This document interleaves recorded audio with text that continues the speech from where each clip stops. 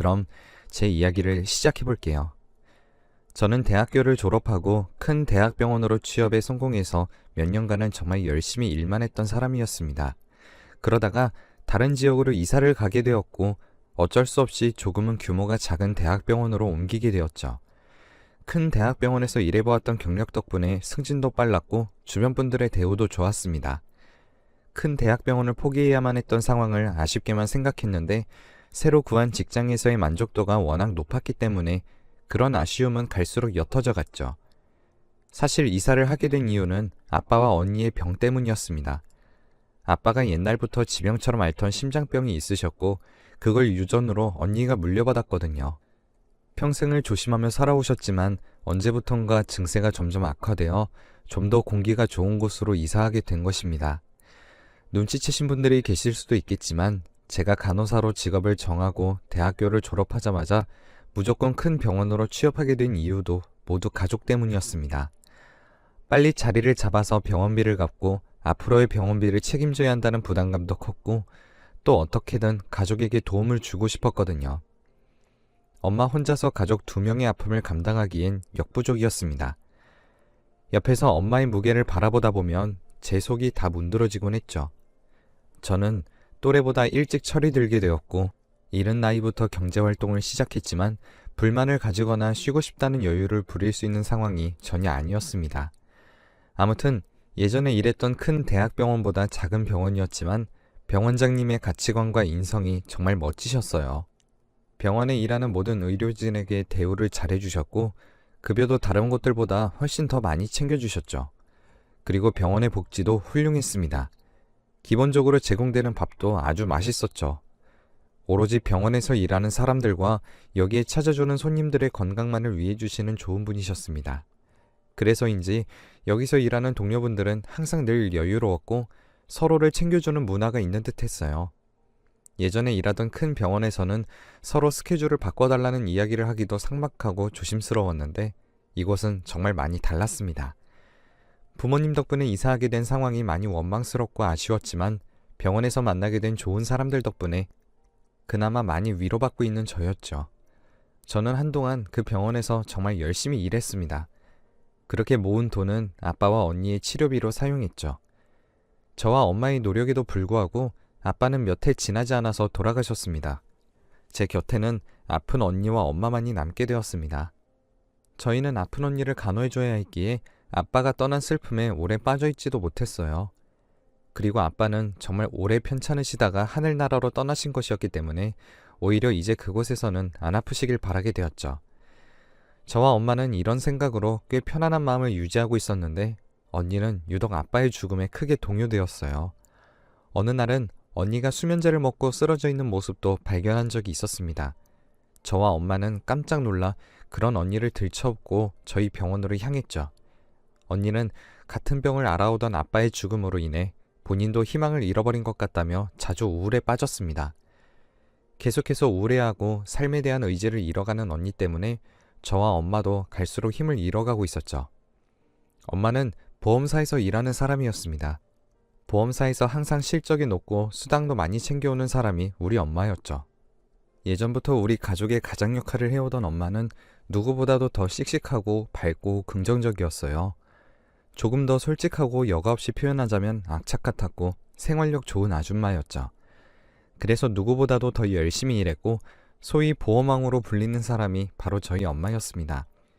웬만한 보험 프로그램들은 다 꿰고 있었고 보험에 한해서는 거의 변호사 못지않는 지식들을 가지고 있었죠. 보험 사기나 보험료 인상 문제에도 아주 빠삭했기 때문에 동네 아줌마들이 항상 엄마에게 보험 관련 상담을 하는 걸 종종 목격하곤 했죠. 저는 이러한 엄마를 보고 배우는 것이 많았고 자연스럽게 나도 엄마처럼 악착같이 잘 살아남아서 우리 가족을 지켜야겠다는 생각을 하게 됐던 것 같아요. 그러던 어느 날 갑자기 언니의 증세가 악화되었습니다. 저희는 그런 언니를 제가 일하는 병원으로 입원시켰죠. 열심히 운동하고 재활하고 주기적으로 수술을 받으며 심장을 관리해주면 문제가 없었는데 최근 언니가 너무 힘들어해서 계속 누워만 있고 약도 잘 안 챙겨 먹고 수면제나 다른 약물들을 과다하게 섭취해온 탓에 예전에 심장에 심어둔 장치가 조금 잘못되었다고 하더군요. 최대한 빨리 언니의 컨디션을 회복시켜 재수술을 하는 것만이 최선인 상황이었습니다. 하지만 언니는 이런 상황을 아는지 모르는지 계속 더 망가졌죠. 엄마와 저는 속이 타들어갔습니다. 언니는 병원에서도 치료를 받으려는 의지를 전혀 보이지 않았고 날이 갈수록 언니의 상태는 점점 더 악화되어 갔어요. 그런 언니를 보며 엄마도 저도 조금씩 더 지쳐만 가는 것 같았습니다. 그러던 어느 날 언니의 상태가 심각하다고 판단한 저희 병원의 병원장님께서 직접 언니의 주치의를 맡아주셨어요. 병원장님께서 직접 진료를 보는 경우가 그렇게 많지는 않은데 병원에서 관리가 힘든 환자들 위주나 위중한 환자 위주로 직접 진료를 해주시곤 합니다. 저희 언니의 증세가 날이 갈수록 악화되니 병원장님이 직접 나서게 된 것이죠. 그리고 저희 가족이기도 해서 더 마음을 써주신 것 같았습니다. 기적 같은 일인 게 병원장님이 언니의 주치의가 되자마자 언니는 조금씩 활기와 의지를 되찾아갔어요. 밥도 안 먹고 약도 안 먹고 살려는 의지조차 없던 사람이 점점 말도 많이 하고 밥도 잘 챙겨 먹고 운동도 하고 본인의 삶을 챙기려고 노력하는 모습을 보여줬습니다. 병원장님께 도대체 무슨 수로 언니의 마음을 돌리신 건지 여쭤보았으나 인자하게 웃으시며 한 게 없다고만 대답하셨죠. 저와 엄마는 언니를 살려준 은혜를 베푸신 병원장님께 정말 큰 감사함을 느꼈습니다. 저는 원래도 병원장님을 존경하고 이 병원에서 일하게 된 것을 감사하고 있었는데 이 일을 겪으며 더욱더 진심으로 병원장님을 따르게 되었죠. 그랬던 어느 날 야간에 근무를 하고 집에서 잠깐 눈을 붙인 다음 급하게 출근을 했던 적이 있었어요. 일하느라 바쁘고 쉴 땐 언니를 돌본다고 정신이 없어서 밥을 영 못 챙겨 먹었던 때였고 급하게 끼니를 해결하려고 병원 내 식당에 갔었죠. 그런데 거기서 엄마와 저희 병원장님이 함께 식사를 하고 있는 장면을 목격했습니다. 생각보다 훨씬 더 친해 보였고 가까운 사이처럼 보였기 때문에 의아했지만 저희 엄마도 언니 일로 병원장님께 항상 감사해야 하고 있어서 마냥 그런 줄로만 알았죠. 그래서 두 분에게 가서 함께 식사를 했습니다. 별다른 이상한 점들도 딱히 느끼지 못했어요. 그 후로도 엄마와 병원장님이 병원 안에서 붙어있는 장면들을 꽤 많이 목격했지만 그때마다 이상한 생각을 하진 못했습니다. 그런데 어느 날 직장 동료들 사이에서 이상한 소문이 돌고 있다는 것을 알게 되었어요. 저희 엄마가 병원장님의 불륜녀라는 소문이 병원 내에 돌고 있다는 것이었죠. 다들 쉬쉬하다가 결국 제 귀에까지 들어오게 된 것이었습니다. 저는 동료들을 아끼고 소중하게 생각하고 있었는데 그런 불순한 소문이 돌았다는 것 자체에 너무 큰 속상함을 느꼈어요. 그리고 절대 그럴 일은 없을 거라고 생각했죠. 언니의 주치의가 되신 병원장님과 엄마가 심적으로 많이 가까워지신 것은 맞고 병원장님이 우리 가족을 특히 더 잘 챙겨주시는 것은 맞지만 그런 불륜관계는 절대 아닐 거라고 확신했습니다. 시간이 지나면 소문이 가라앉을 거라고 생각하면서 그냥 혼자 묻어두려고 했죠. 그런데 며칠이 지난 어느 날 병원장님의 방에서 엄마가 나오는 것을 딱 목격하고 말았습니다. 그리고 그 방에서 나온 엄마는 옷 매무새를 다듬고 있었죠. 전 그 장면을 보고 너무나도 큰 충격을 받아서 엄마를 추궁했어요. 병원에서 엄마랑 병원장님이랑 그렇고 그런 불륜관계라는 소문이 돌던데 엄마, 아니지? 라면서요. 그러자 그 질문을 들은 저희 엄마는 그냥 고개를 푹 떨구고 일하는 데 집중하라고만 대답하더군요. 왜 아니라고 하질 않는지 정말 맞는 건지 그때부터 전 정말 혼란스러웠습니다. 그날은 일을 하는 건지 마는 건지 도통 일이 손에 잡히지 않았고 내내 어디 정신이 팔린 사람 같았습니다. 그때서야 곰곰이 생각해보니 왜 엄마는 집에 가지 않고 항상 병원 식당에서 병원장님과 식사를 한 것부터 포함해서 많은 것들에 의구심이 들더라고요. 그냥 너무나도 당연하게 생각했던 것들에 대해서 다시 한 번 더 생각해보게 됐고 언제부터 이상했던 건지조차도 알 수 없었습니다. 그날 밤 집에서 엄마와 마주 앉아 이야기를 나누었고 엄마는 결국 그 소문이 맞다고 하셨습니다. 언니 일에 누구보다도 더 진심으로 대해주는 병원장님에게 마음을 뺏겼고 그분도 본인을 같은 마음으로 대해주었기 때문에 좋아하게 되었다. 불륜인 건 알지만 어쩔 수 없었다. 이런 뻔한 말들을 엄마는 내뱉더라고요. 그래도 가정이 있는 남자를 건드린 일은 정말 위험한 것이라고 엄마를 말려보기도 했지만 엄마는 너무 지쳤고 본인도 기댈 곳이 필요했다며 제 말을 들으실 생각이 없어 보이셨죠. 저는 너무나도 답답했고 이건 아니다 싶었지만 엄마의 일이었기에 제가 더는 관여할 수 없었습니다.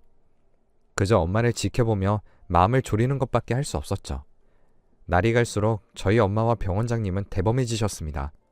언니와 엄마와 병원장님 셋이서 여행을 다녀오는 것 같기도 했으며 엄마가 병원장님의 집에 드나들며 반찬을 해주고 오는 것 같기도 했거든요.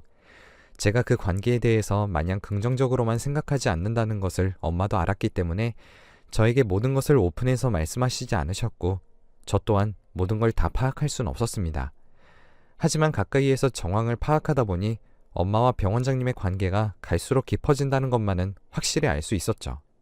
그러던 어느 날 병원이 뒤집어진 날이 있었습니다. 병원장님의 진짜 아내분은 자식분들과 함께 외국에 나가 계셨다고 들었어요. 그래서 엄마가 혼자 살고 있는 병원장님과 마음 편하게 불륜을 저지른 것이었고요. 병원장님의 집에도 아내가 있지 않으니 더 편하게 저희 엄마가 드나들곤 하셨던 거였고 반찬이나 살림살이들도 들이실 수 있었던 것이었는데 갑작스레 한국으로 돌아오신 병원장님의 아내분께 꼬리가 잡힌 거죠. 병원장님의 아내분은 화를 억누르지 못하고 병원에 찾아오셨고 병원을 다 뒤집어 놓으려고 하셨습니다. 병원장님께 소리를 지르셨고 도대체 내 연녀가 누군지 얼굴 좀 봐야겠다며 화가 풀릴 때까지 병원 로비에서 성질 부리셨습니다. 그때 동료들한테 들은 말이었는데 병원장님의 아내는 상당한 부자였고 아내분의 부모님도 상당히 유명한 병원과 로펌을 소유하고 계시는 분이라고 했어요. 병원장님이 불륜을 저지른 게 맞다면 이 병원과 살고 계시는 집 모두 저 아내분께 넘어가지 않을까라고 수군거리는 동료들의 이야기를 들으며 저는 너무 무서웠습니다. 저희 엄마가 드디어 벌을 받게 되는 건가라는 생각만 들었고 엄마와 병원장님의 미래가 안 좋게 그려졌죠. 제 걱정대로 정말 병원장님은 이혼을커녕 오히려 다른 지역의 병원으로 옮겨가셔야 했으며 병원장님의 아내분과 자식분들 모두 한국으로 귀국하셨습니다. 저희 엄마와 병원장님은 자연스럽게 멀어지게 됐고 저희 엄마가 병원장님을 그리워하는 게 눈에 보였죠. 병원장님도 병원과 집 모두를 잃을 수는 없었던 것인지 순순히 아내분의 요구에 다 따르시는 듯 했습니다. 병원장님이 나가신 후 저희 병원도 너무 많은 제도들이 바뀌어갔고 실제로 그만두는 사람들도 많아졌었어요. 저도 참고 버티다가 이건 아닌 것 같아 조금 더 시골인 도시의 병원으로 옮기기로 결정했습니다. 그나마 다행인 건 병원장님 덕분에 언니가 굉장히 많이 호전되었고 집에서도 생활할 수 있는 정도였기 때문에 엄마와 언니, 저 셋이 더 공기 좋은 시골로 들어가 집을 짓고 살기로 결정했습니다. 저는 그 도시의 작은 동네 병원에서 간호사로 일하게 되었고요. 모든 사건들에서 다 벗어난 평화로운 시골 생활이 저는 나쁘지 않았습니다. 예전에 일하던 대학 병원보다 훨씬 더 할 일이 없고 여유로운 동네 병원도 나쁘지 않았고요. 저는 이렇게 쭉 나이 들어가는 것도 나쁘지 않겠다고 생각하며 만족하고 살고 있었습니다. 그렇지만 하루가 다르게 나이 먹어가는 우리 엄마를 보면서 안타깝긴 했어요. 평생을 아빠 병간호와 언니 병간호만 해왔던 우리 엄마를 생각하니까 마음이 아프고 그랬죠. 저번에 엄마가 저보고 병원장님이랑 만났을 때 그때가 참 좋았다면서 이야기하시더라고요. 나도 여자로서 사랑받는 듯한 느낌을 거의 수십 년 만에 처음 느껴보아서 정말 좋았어 라고 이야기하셨는데 정말 마음이 많이 아팠습니다.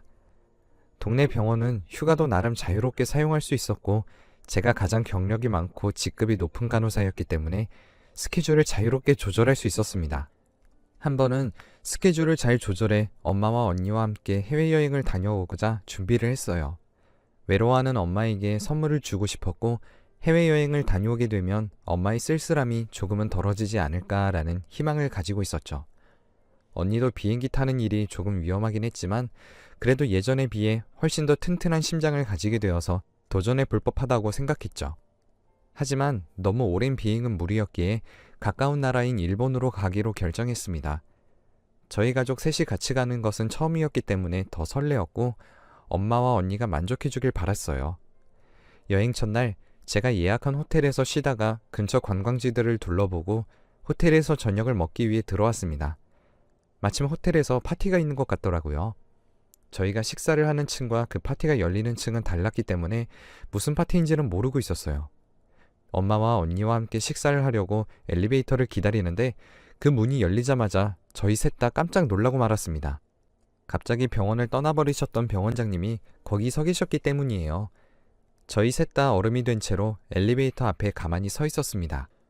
병원장님은 여전히 인자한 미소를 띠시며 저희에게 다가오셨고 여기엔 어쩐 일이냐며 차분히 질문을 던지시더군요. 저희는 이 여행지에서 병원장님을 이렇게 목격한 일이 너무 신기하고 어안이 벙벙해서 아무런 대답을 할 수가 없었죠. 자리를 옮겨 병원장님의 이야기를 듣게 되었는데 한일 의료진들을 대상으로 하는 세미나에 참석하셨다가 이 호텔에 숙박하게 되었고 그들과 함께하는 파티가 있어서 그곳으로 가려던 찰나였다고 하셨어요. 저희는 언니와 엄마랑 여행을 해본 적이 없어 가까운 곳으로 여행 온 거라고 얘기했죠. 병원장님과 엄마는 애틋한 눈빛을 주고받는 것 같았습니다. 얼떨떨한 기분으로 여행 첫날 그 호텔밥을 먹었고 저희 셋은 아무런 말도 하지 않았어요. 엄마는 너무나도 혼란스러워 하셨죠. 그러더니 벌떡 일어나 당장 병원장님을 만나러 가야겠다며 식사 자리를 박차고 뛰쳐나갔습니다. 저와 언니가 말릴 틈도 없었죠. 그리고 조금 뒤 시간이 지나 병원장님과 함께 돌아와 보더군요.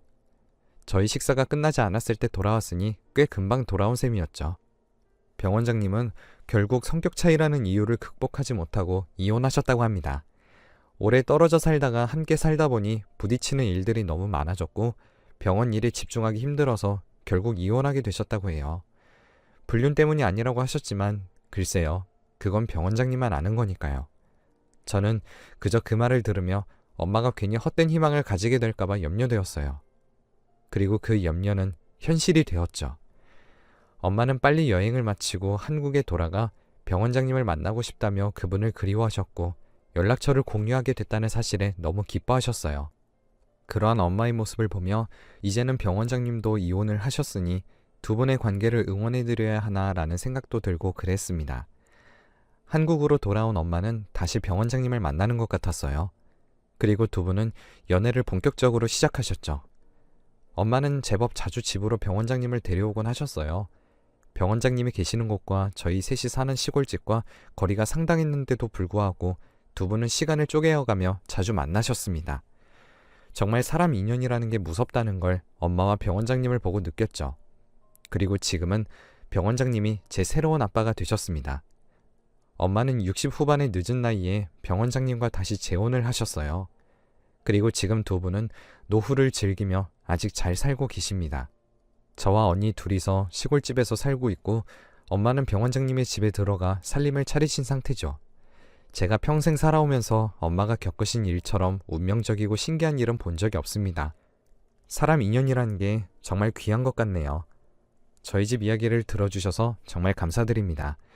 늦은 나이에도 사랑을 쟁취해낸 저희 엄마를 응원해 주시길 바래요. 감사해요. 다들 복 많이